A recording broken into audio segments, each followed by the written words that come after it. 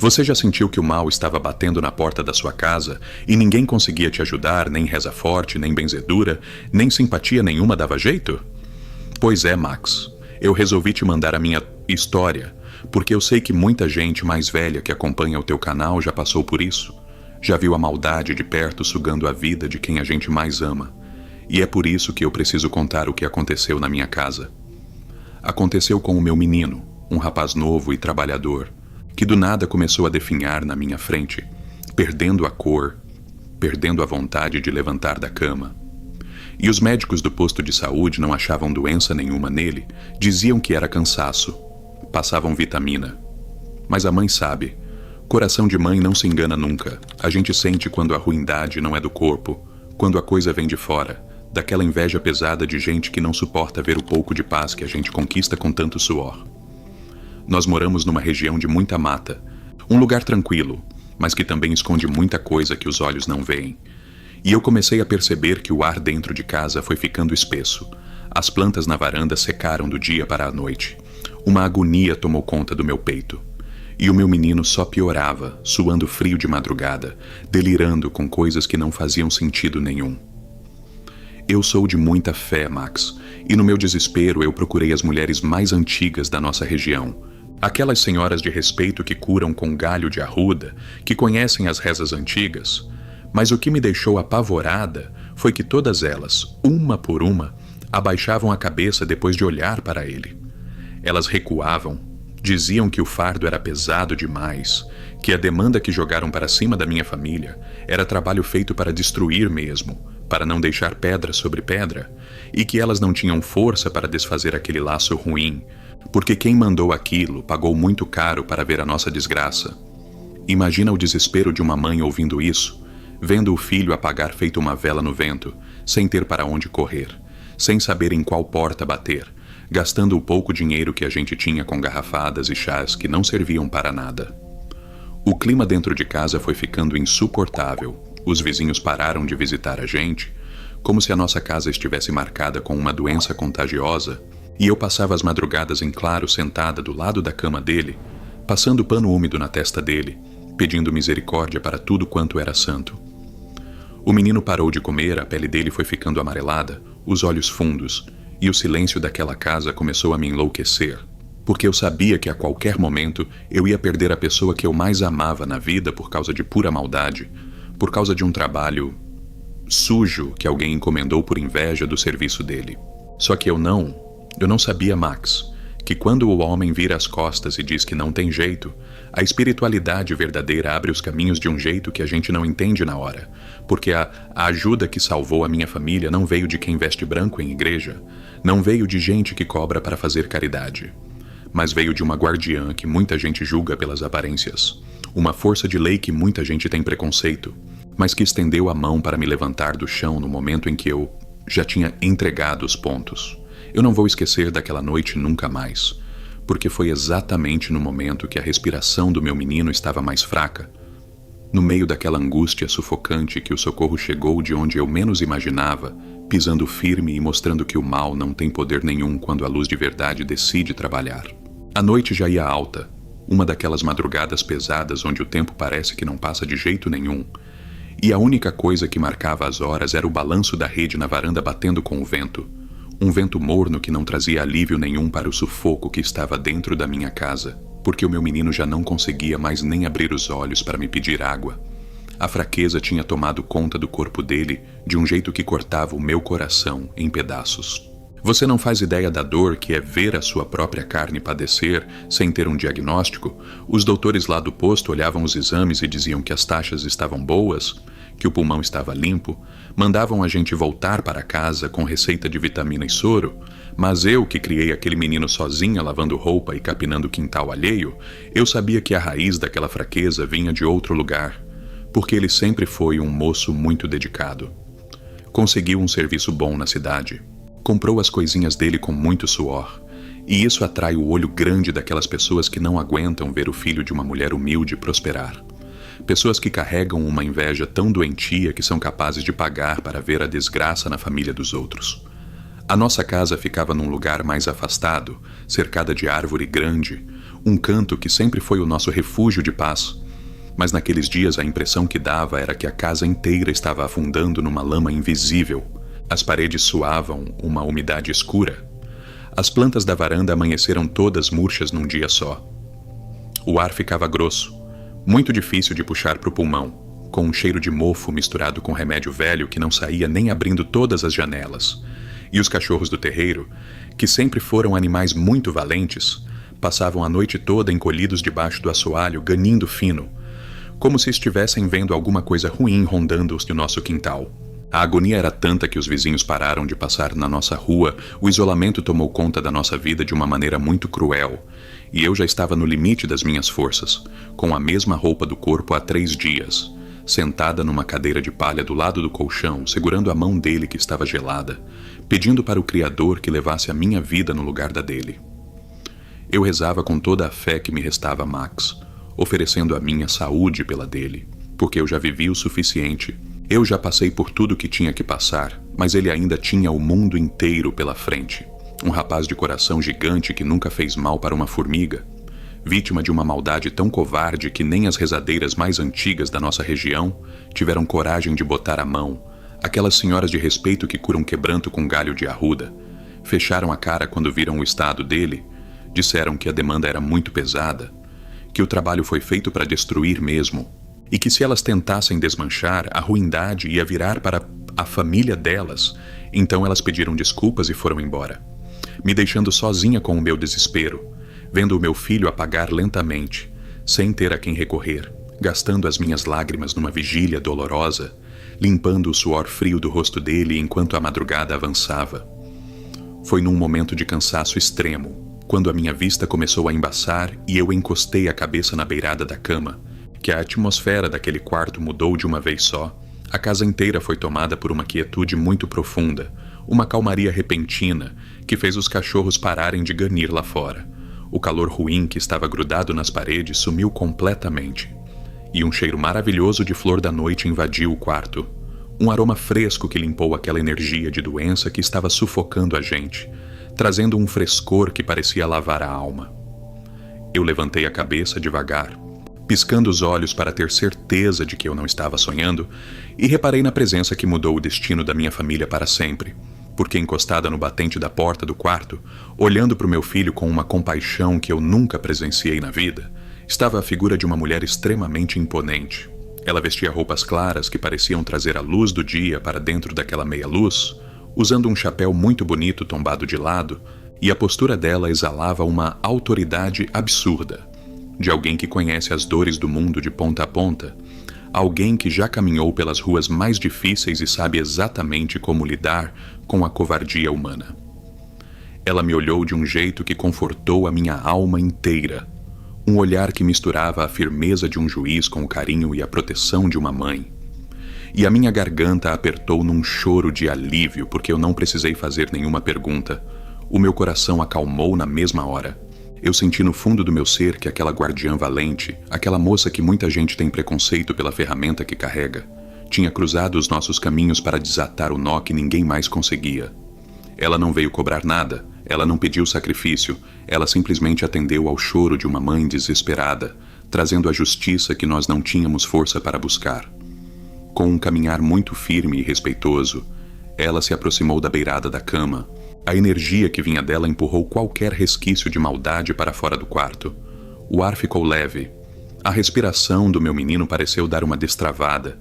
e ela parou de frente para ele, enfiou a mão no bolso daquela roupa clara e tirou um objeto que brilhou feito prata pura.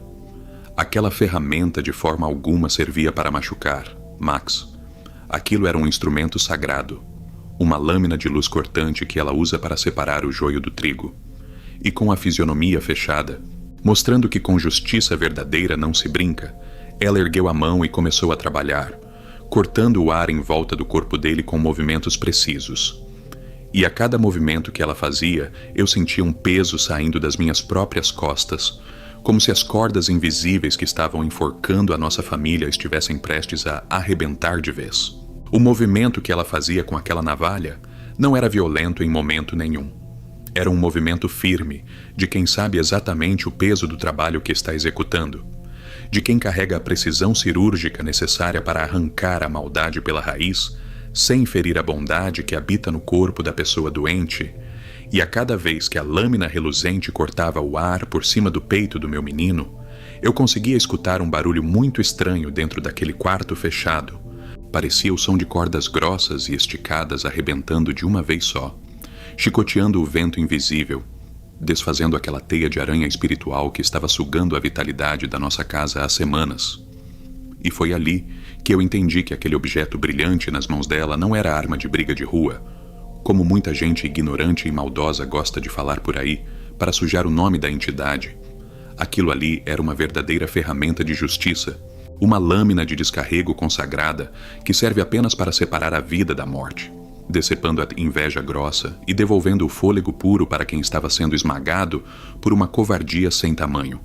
Enquanto eu continuava paralisada no meu canto perto da parede, com as mãos juntas na altura do peito, assistindo aquela cena com um respeito tão profundo que eu mal tinha coragem de puxar a minha própria respiração. Apenas sentindo a mudança drástica acontecendo na energia do ambiente segundo após segundo. Você sabe muito bem como o mundo é, Max. Você escuta muita história e entende que o ser humano tem essa mania feia de julgar a espiritualidade pela capa, de apontar o dedo para o que não compreende. Mas a verdade nua e crua é que enquanto as pessoas de suposta caridade fecharam a porta na minha cara, com medo de se sujar com a demanda que botaram no meu filho, foi essa guardiã de rua, essa senhora valente de chapéu tombado, que desceu para o barro para limpar a nossa dor de graça, e o resultado do trabalho dela foi tão imediato que a poeira de doença que parecia grudada nos móveis antigos começou a desmanchar na mesma hora. Aquele cheiro de remédio azedo misturado com desespero que não saía da cortina nem lavando com água sanitária foi sumindo completamente. O ar pesado e sufocante foi dando lugar a uma brisa muito refrescante que começou a circular por dentro de casa, trazendo um aroma de mato limpo, parecendo o cheiro da terra logo depois de uma chuva forte de verão, quando a natureza inteira respira aliviada depois de um dia de sol castigador. E junto com essa limpeza invisível, eu pude ver com os meus próprios olhos uma coisa que médico nenhum de hospital chique conseguiria explicar num pedaço de papel. Porque a cor natural da pele do meu menino foi voltando ali na minha frente. Aquele amarelado doentio de gente que já está desenganada foi perdendo a força. O suor frio que encharcava o travesseiro secou.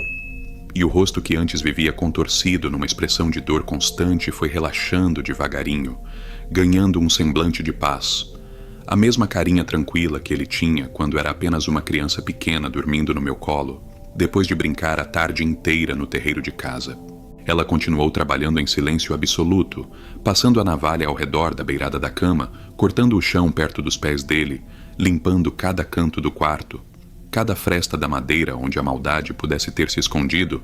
para tentar brotar de novo, e a postura dela exalava uma segurança tão grandiosa que me preenchia com a certeza absoluta de que, enquanto ela estivesse ali pisando firme no meu assoalho, nenhuma força ruim, por mais cara que tivesse custado nas mãos de quem encomendou o trabalho sujo, conseguiria colocar as garras na minha família novamente. E foi no exato momento em que ela guardou a ferramenta de volta no bolso daquela roupa clara que o meu menino finalmente puxou o ar bem fundo, dando um suspiro longo e demorado. O som de quem esteve afogado debaixo d'água escura por muitos dias e finalmente conseguiu colocar a cabeça para fora para respirar a vida de novo. E ao ouvir aquele suspiro, as minhas pernas perderam a força completamente. Eu caí de joelhos no chão de tábua corrida, mas dessa vez não era um tombo de cansaço. Não era o peso daquele choro sofrido e esgotado que me acompanhou nas últimas madrugadas em claro. Era um desmoronar de puro alívio, um choro de desabafo tão intenso que lavou a minha alma inteira por dentro. Uma gratidão que palavra nenhuma no dicionário humano dá conta de traduzir, porque o milagre estava ali na minha frente. A respiração dele agora era mansa, o peito subia e descia no ritmo calmo de quem está em total segurança sob os cuidados de uma guarda forte. A dona daquela proteção maravilhosa, percebendo que o trabalho grosso já estava feito e que a vida do meu menino estava fora de perigo, virou o rosto na minha direção de forma muito serena. O olhar duro e justiceiro que ela estava usando para quebrar a demanda foi se transformando numa expressão de um acolhimento tão maternal que o meu coração apertou de emoção. E ela caminhou devagar na minha direção. O leve farfalhar da roupa dela era a única coisa que quebrava o silêncio respeitoso daquela madrugada, se abaixando até ficar na mesma altura que eu no chão do quarto, me olhando no fundo dos olhos de um jeito que parecia enxergar todas as marcas de sofrimento que eu carregava desde a minha juventude, trazendo junto com ela uma presença que pacifica qualquer tormento de mãe. E pelo jeito que ela me olhou, Max, eu entendi na hora que a visita dela ainda não tinha terminado, porque ela não estava ali apenas para cortar o mal e ir embora em silêncio. Ela tinha vindo para deixar a casa fechada contra o inimigo, e ela estava prestes a me entregar um aviso muito sério, um recado direto e sem rodeios sobre quem era a pessoa que convivia no nosso meio e que tinha tentado destruir a minha família. E o que iria acontecer dali para frente com a cerca de aço que ela estava terminando de levantar na porteira da minha vida. Ela se abaixou bem perto de mim, e a proximidade daquela moça trazia um calor tão bom, parecia o calor de um fogão a lenha, aceso num dia de inverno rigoroso, confortando os ossos da gente que já estão cansados de tanta lida. E quando ela começou a falar, a voz dela não tinha nada daquela coisa assustadora que o povo que não conhece fica inventando por aí. A voz dela era firme, limpa, parecendo a fala de uma mulher madura, uma patroa de respeito que já viveu em todo canto, que já lavou muita roupa, que já enfrentou a vida de peito aberto e não abaixa a cabeça para homem nenhum. E cada palavra que saía da boca dela entrava direto na minha mente, trazendo uma clareza que eu não sentia há muito tempo. Porque ela olhou fixamente para mim e disse que a maldade que estava instalada no quarto do meu filho tinha nome e sobrenome, que não era assombração da mata e nem castigo do destino, mas sim o veneno de uma pessoa que convivia com a gente, alguém que entrava na nossa cozinha, que aceitava o café que eu passava com tanto carinho,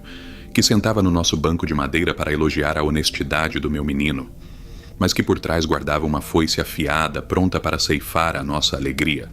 Tudo porque não conseguia engolir o fato de um rapaz humilde ter conseguido aquele emprego melhor na firma da cidade, subindo na vida pelo próprio esforço sem precisar pisar na cabeça de ninguém. Sabe, Max, quando ela descreveu os trejeitos dessa pessoa, sem dizer o nome de batismo, o meu coração deu um baque muito grande, porque a imagem do sujeito veio na minha cabeça na mesma hora. Aquele mesmo camarada do serviço do meu filho que vivia perguntando quanto ele ganhava, que ficava reparando se a gente tinha comprado uma geladeira nova ou uma televisão melhor, fingindo uma amizade falsa que agora se revelava como uma podridão sem tamanho. E a guardiã me explicou que esse infeliz foi procurar socorro na mão de quem trabalha, pro lado de lá, derramando muito dinheiro para amarrar os caminhos do meu menino, para fazer ele definhar até não sobrar mais nada, tirando o sustento da nossa casa por puro capricho e ruindade. Mas ela bateu a mão no joelho com tanta força que o estalo pareceu acordar o quarto inteiro, me garantindo que na lei que ela defende a covardia não encontra morada, que a navalha dela serve justamente para isso, para arrancar a máscara dos falsos e cortar o mal bem rente à raiz, de um jeito que quem plantou o veneno agora ia ter que colher os frutos da própria plantação, porque a força do descarrego que ela fez ali ia voltar direto para a porteira de quem encomendou a desgraça alheia. Não por vingança, pois a espiritualidade maior não trabalha com o ódio dos homens, mas por puro equilíbrio, por pura justiça divina que não deixa uma mãe de família chorar em vão no pé de uma cama de solteiro. Enquanto eu escutava aquele ensinamento valioso, eu sentia uma segurança tão absurda que parecia que a minha casa tinha sido cercada por uma muralha de ferro legítimo, aquelas paredes velhas de madeira pareciam mais fortes, o teto caindo aos pedaços parecia um palácio protegido, e a moça se levantou devagar com uma elegância que eu nunca vi em nenhuma rainha de televisão, ajeitou o chapéu bonito na cabeça com um toque muito sutil, limpou a poeira invisível daquela saia clara e deu o último olhar para o meu menino, um olhar de quem entrega a encomenda salva e sadia, e depois virou as costas, caminhando em direção à varanda, sem fazer barulho nenhum, apenas deslizando como se fosse uma claridade se movendo no meio daquele breu da madrugada. E eu fui atrás dela, impulsionada por uma força que eu nem sabia que tinha, querendo segurar na barra do vestido dela para agradecer mais uma vez, para oferecer o pouco que eu tinha na despensa. Mas quando eu cheguei no portal da rua e olhei para o terreiro, a névoa grossa que cobria as árvores estava se desmanchando, revelando um céu coalhado de estrelas brilhantes, e a figura dela foi sumindo aos poucos na curva do caminho, deixando para trás apenas aquele perfume maravilhoso de flor fresca que limpava todo o cansaço do meu corpo, me deixando ali de pé, respirando aquele ar puro, sentindo que a noite de terror tinha chegado ao fim de uma vez por todas. Quando eu voltei para dentro do quarto, com o coração ainda batendo acelerado de tanta emoção, eu levei o maior susto da minha vida. Mas foi o susto mais lindo que uma mãe pode receber, porque o meu menino estava sentado na beirada do colchão, esfregando os olhos compridos com as mãos,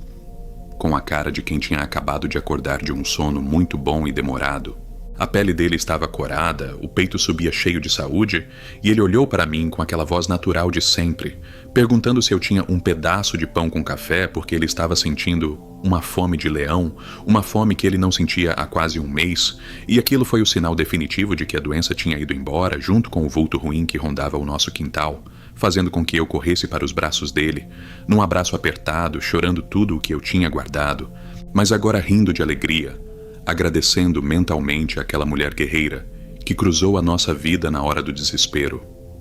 A manhã começou a quebrar logo em seguida. O sol foi surgindo por trás da serra, trazendo aquela luz dourada que clareia tudo. Os cachorros saíram debaixo do assoalho, abanando o rabo felizes, correndo pelo terreiro como se estivessem comemorando a libertação da nossa casa. E o ar que a gente respirava era outro. Parecia que a vida tinha voltado a pulsar naquele pedaço de chão isolado, e a confirmação de tudo o que a guardiã me falou não demorou nem 3 dias para chegar até os meus ouvidos, porque logo na segunda-feira seguinte as comadres trouxeram a notícia lá da cidade de que aquele mesmo companheiro de serviço do meu filho, o tal sujeito invejoso que vivia vigiando a nossa vida, tinha amanhecido com o corpo totalmente travado, sem conseguir levantar da cama, acometido por uma fraqueza terrível que os médicos do hospital regional não conseguiam descobrir a causa de jeito nenhum, exatamente o mesmo mal que ele tinha jogado para cima do meu menino, mostrando que a cobrança da espiritualidade é certa e que a lâmina daquela moça não falha quando o assunto é proteger quem é de verdade. Eu te falo com toda a certeza desse mundo, Max, que a rotina da nossa casa mudou de água para o vinho depois daquela madrugada, porque o meu menino levantou da cama com uma disposição que parecia dobrada, tomou um banho demorado com água de ervas que eu preparei. Comeu feito um trabalhador que acabou de voltar da roça e na mesma semana já estava colocando a farda do serviço de novo, abotoando a camisa com uma firmeza no olhar de quem renasceu das cinzas. E quando ele pisou lá na firma, o povo arregalou o olho,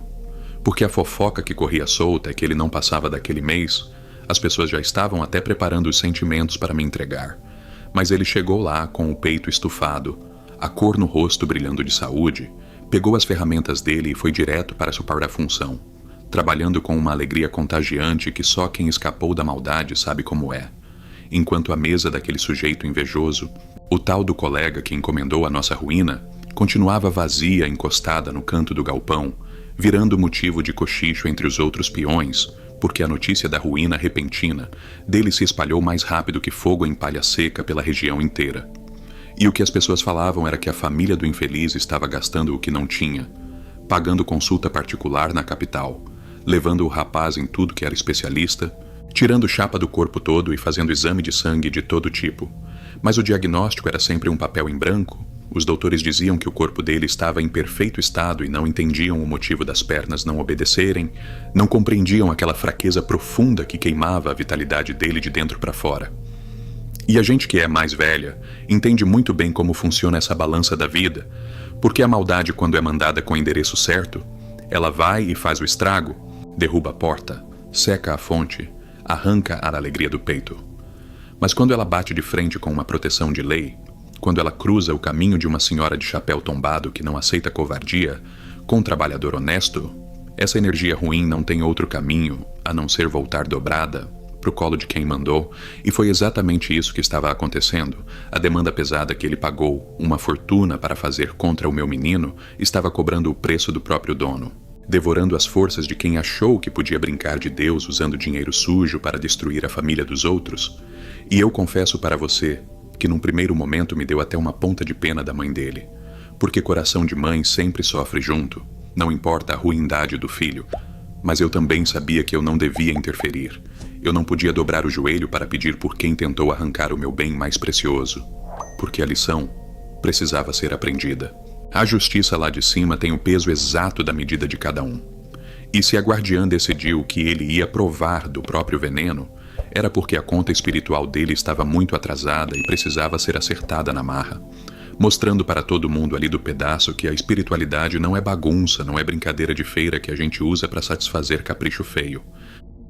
Dentro da nossa casa, a paz finalmente se instalou de um jeito tão sólido que dava para sentir a leveza só de cruzar o batente da porta. As plantas que tinham secado na varanda ganharam brotos novos e verdes. Os cachorros voltaram a dormir, esticados no meio do caminho sem ganir para o vento, e eu voltei a passar o meu café de manhã cedo com o coração tranquilo, cantando aquelas cantigas bem antigas enquanto varria o terreiro, agradecendo a cada passo que eu dava, porque eu sabia que a gente não estava mais desamparada. Eu sentia no fundo da minha alma que aquela presença firme de roupas claras continuava rodeando a nossa família, fazendo a ronda silenciosa na madrugada,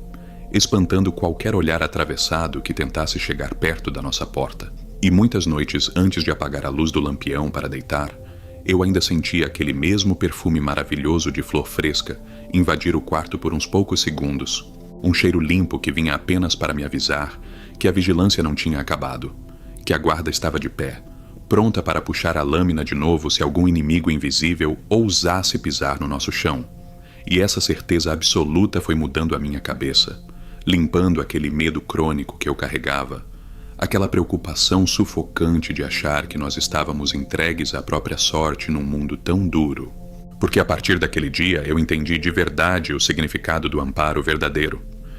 Você escuta muito relato pesado aí no seu canal, Max. Você lê as histórias dessa gente sofrida do interior e sabe que a religião dos homens muitas vezes vira as costas para a necessidade do pobre. Muita gente bate no peito pedindo perdão no domingo de manhã e depois vai na cerca do vizinho falar mal da vida alheia, botando o olho gordo na conquista do próximo. Mas a verdadeira caridade, aquela caridade fina que não pede recibo, que não faz pergunta e não cobra dízimo, ela desce até o fundo do poço sem medo de sujar a roupa para tirar a gente da pior lama que existe. E foi exatamente essa a maior lição que a entidade deixou marcada na minha vida inteira,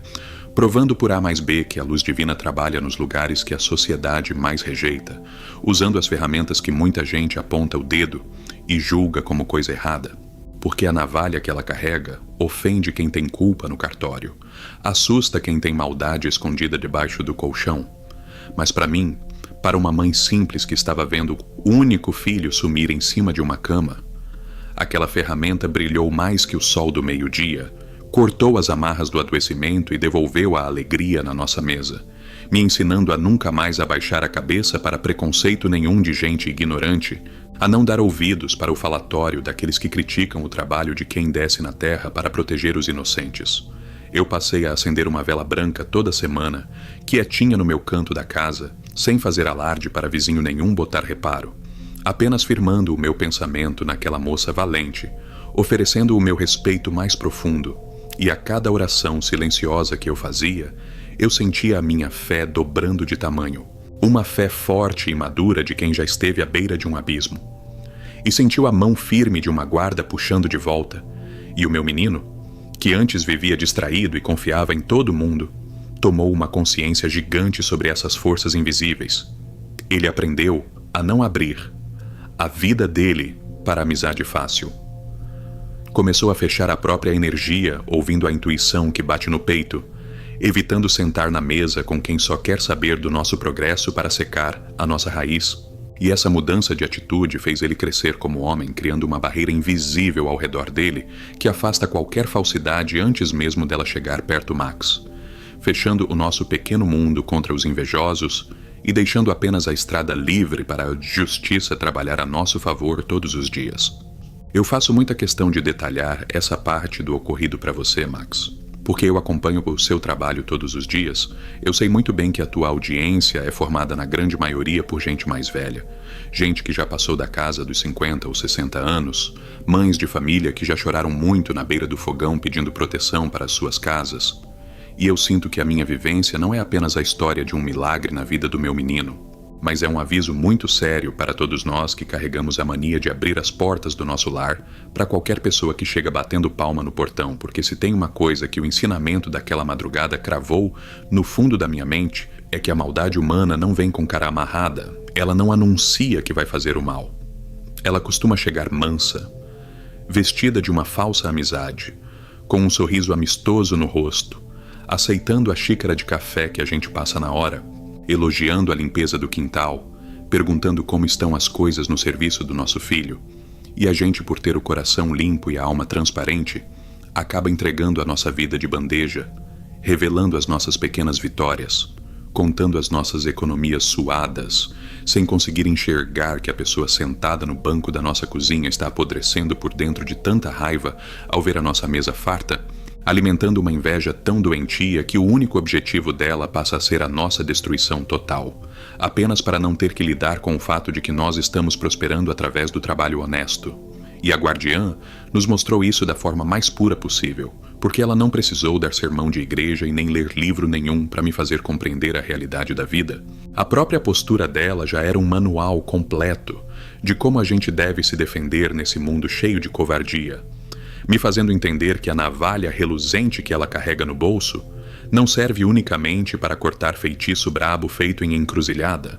mas serve principalmente para decepar essas ligações venenosas que a gente insiste em manter por pura educação, desfazendo amizades que na verdade são âncoras sugando a nossa paz. E o reflexo desse ensinamento foi tão grande que o meu menino virou outra pessoa depois que levantou daquela cama com a saúde restaurada. Ele adotou uma postura muito mais firme diante dos colegas de profissão, fechando a boca sobre os planos que ele tem para o futuro, parando de dar satisfação sobre o que a gente compra ou deixa de comprar para dentro de casa, passando a medir as palavras e a observar melhor as atitudes de quem se aproxima dele, levantando um muro invisível ao redor da nossa família que impede qualquer sujeito mal intencionado de chegar perto, garantindo que o suor do trabalho dele seja blindado contra o mal olhado de quem não tem coragem de acordar cedo para buscar o próprio pão. Porque eu vou te falar uma grande verdade que os antigos já sabiam, Max. A inveja é uma força física muito real. Ela não é só um pensamento vazio que some com o vento. Ela é uma carga pesada que afeta a estrutura do ambiente. Ela faz a planta murchar num dia só. Ela azeda a panela de comida guardada na geladeira. Ela tira o brilho dos olhos de quem está lutando para crescer. E se a gente não tiver uma cobertura espiritual de verdade, uma guarnição forte como essa, que desceu lá do alto para limpar o meu terreiro de graça, a ruindade toma conta de um jeito tão avassalador que nem os médicos mais estudados conseguem encontrar o problema nos papéis de exame. E o mais triste de tudo isso é perceber que na hora da maior agonia as pessoas que costumam arrotar santidade são as primeiras a pular do barco. Aqueles falsos conhecidos que frequentam banco de templo chique viram o rosto para não se sujar com o peso da nossa cruz, deixando a gente completamente sozinha no meio da tormenta, dependendo unicamente da caridade daqueles trabalhadores espirituais que a sociedade hipócrita tenta marginalizar, dependendo dessa moça valente de roupas claras que não tem medo de descer no meio do barro para estender a mão para uma mãe desesperada, trabalhando com uma justiça tão limpa e afiada que bota qualquer falsidade para correr sem exigir sacrifício algum em troca. Hoje o nosso cantinho voltou a ser o pedaço de paraíso que sempre foi. A gente acorda cedo com o canto dos passarinhos nas árvores do quintal. Os cachorros dormem tranquilos de barriga para cima, pegando o sol da manhã. O ar de dentro dos cômodos é leve e tem um cheiro muito bom de erva doce que eu passei a ferver no fogão, e eu sinto uma gratidão tão gigantesca rasgando o meu peito que muitas vezes eu paro no meio da varanda, olho para a curva daquela estradinha de mato e agradeço em voz baixa pela visita ilustre que mudou o nosso destino, mantendo uma pequena vela acesa num cantinho escondido da casa toda semana, sem fazer nenhum alarde para não chamar a atenção dos vizinhos fofoqueiros. Apenas firmando o meu pensamento naquela senhora de chapéu tombado, pedindo que ela continue fazendo a ronda nas nossas portas durante a madrugada, e a resposta que eu recebo é aquela paz absoluta preenchendo cada centímetro da minha moradia, a certeza inabalável de que nenhuma foice forjada na mentira vai ter poder contra a cerca de aço que ela levantou ao redor das nossas vidas. E o sujeito lá da firma do meu filho, o tal camarada que gastou um dinheirão para tentar nos afundar numa cova de tristeza, Ele continua preso na mesma cama de sofrimento que ele tentou cavar para a nossa família, pagando um preço altíssimo pela própria maldade, porque a justiça dessa guardiã não falha e não faz curva. O que a pessoa joga para o universo volta com uma força devastadora. E as notícias que chegam até a nossa cozinha dizem que a família dele já não tem mais a quem recorrer, gastando tudo o que possuem com remédios que não fazem efeito, buscando curandeiros que olham para ele e desistem na mesma hora porque enxergam a marca da cobrança divina cravada no espírito do rapaz, mostrando para todo mundo ali da nossa região que o peso da lei espiritual é implacável com quem tenta pisar no pescoço do inocente. Uma lição duríssima que eu nunca vou comemorar porque não desejo o mal para a mãe de ninguém, mas que serve para acalmar a minha alma e provar de uma vez por todas que o manto de luz que nos protege é real, é poderoso e nunca, jamais, abandona os seus protegidos na hora da aflição. E olha, amigos, se esse relato te deixou com o sangue gelado e você quer continuar acompanhando esses registros que ninguém mais tem coragem de contar, deixa o seu like aqui embaixo agora mesmo, porque isso ajuda o YouTube a entregar essas histórias para mais gente que gosta de sentir esse medo controlado na madrugada. Se você ainda não está inscrito, se inscreve agora e ativa o sino para não perder nenhum dos nossos próximos episódios, porque cada história que a gente posta aqui é um novo pesadelo real que você não vai querer deixar passar. Para ajudar a aumentar ainda mais o clima de mistério, pega o link desse vídeo e manda lá no grupo de quem você sabe que gosta de um terror de verdade, para a gente ver se eles também têm coragem de ouvir até o final sem pular nenhuma parte. E agora, o mais importante para o nosso canal. Eu quero saber a sua opinião aqui nos comentários. Se você já passou por algo que não tem explicação, se você já sentiu que algo estava te observando no escuro, ou se esse relato te trouxe alguma lembrança incômoda, escreve aqui embaixo para mim. Conta o que você faria se estivesse no meu lugar, porque eu vou ler todos os comentários e quero ver quem aqui tem as histórias mais sinistras para compartilhar. A sua participação é o que mantém a nossa comunidade viva, e quanto mais gente contar os seus relatos sombrios aqui, mais forte fica a nossa maratona de terror. Estou deixando sempre aqui na descrição dos vídeos o meu e-mail, caso queira me enviar o seu relato completo. Será uma honra trazer e contar o seu aqui no canal. Não vai embora ainda sem deixar o seu registro, interage com a galera, conta o que você achou e vamos transformar esse canal no lugar mais temido e respeitado de todo o YouTube, porque aqui a gente não esconde nada e o medo é a nossa companhia de toda a noite. Valeu por ter ficado comigo até o último segundo e se prepara, porque o próximo vídeo vai ser ainda mais perturbador do que esse. Então continua ligado aqui na nossa corrente de histórias, que a madrugada está só começando. E não se esqueça, tranquem bem as portas da sua casa, viu?